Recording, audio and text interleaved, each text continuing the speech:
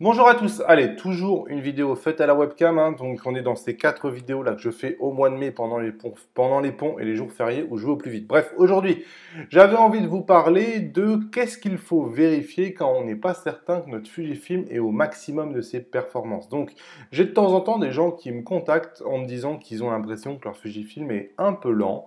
Et voilà, on se rend compte qu'il y a quand même une série, là, à force de leur répondre, maintenant je sais à peu près qu'il y a quelques points que je leur dis vérifiez ça, vérifiez ça, vérifiez ça, et donc l'idée c'est de voir ces points-là.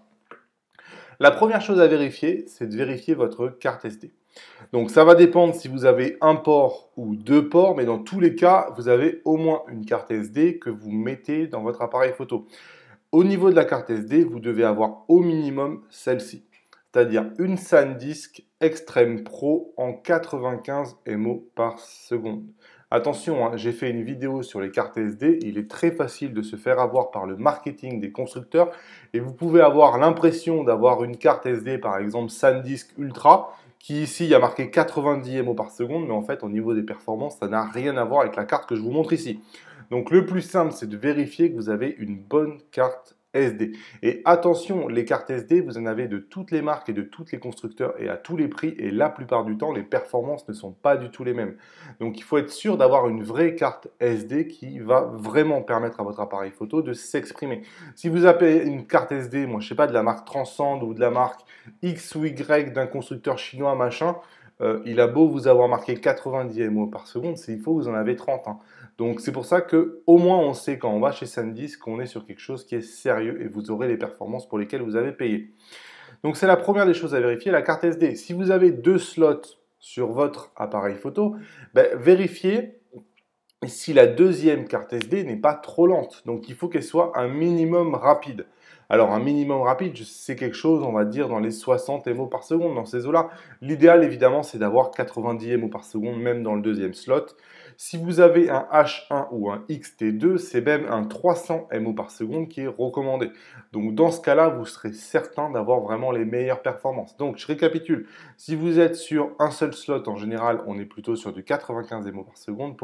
Pour la carte, si vous êtes sur les versions les plus rapides, 300 MO par seconde, c'est vraiment avec cette carte-là que vous serez certain d'avoir les meilleures performances de votre appareil photo. Ensuite, deuxième chose à regarder, est-ce que vous utilisez le Boost Mode? Puisque votre appareil photo, à cause de sa batterie un peu limitée, il bride les performances. Et donc, si vous ne vous mettez pas en mode haute performance ou Boost Mode, ça dépend comment ça s'appelle, quand vous le lancez sur votre appareil photo, il s'appelle le mode de stimulation. Donc, sur le T2 ou sur le H1, c'est la touche bas ici. Et sur le T20, par exemple, il faut aller le chercher dans le menu paramétrage, gestion des énergies, un truc comme ça. Et vous arrivez dans le Boost Mode. Ça aussi, moi, je me laisse toujours mes appareils photo en Boost Mode. Toujours. Comme ça, j'ai le meilleur autofocus, j'ai les meilleures performances. Et la batterie, écoutez, quand il n'y a plus de batterie, je la change. Mais au moins, j'utilise mon appareil photo au maximum de ses performances. La troisième des choses à regarder, c'est est-ce que quand vous prenez la photo, vous avez la photo qui apparaît sur l'écran derrière. Sachez que ça va vous coûter en temps de lecture sur la carte SD, ça va vous coûter en processeur qui va devoir interpréter votre image pour l'afficher sur l'écran, et ça va vous coûter aussi en autofocus, puisque pendant que le processeur est en train de vous afficher l'image, il n'est pas en train de faire l'autofocus. Donc, ça va ralentir votre appareil photo.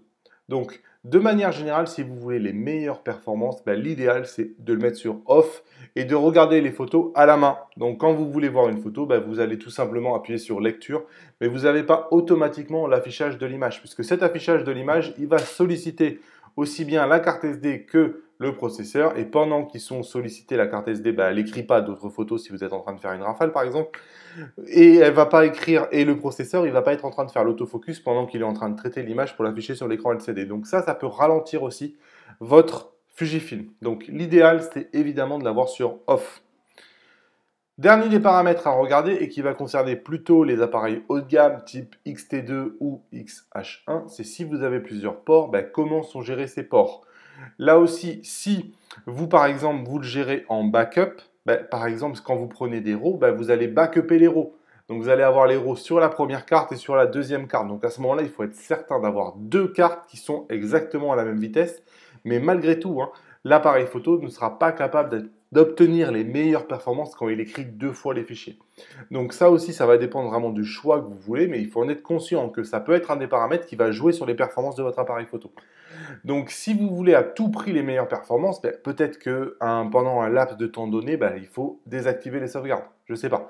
En tout cas, il faut être certain de ce que vous faites. L'idéal, c'est RAW plus JPG parce que on ne perd pas énormément à venir écrire sur la deuxième carte SD que des petits fichiers JPG.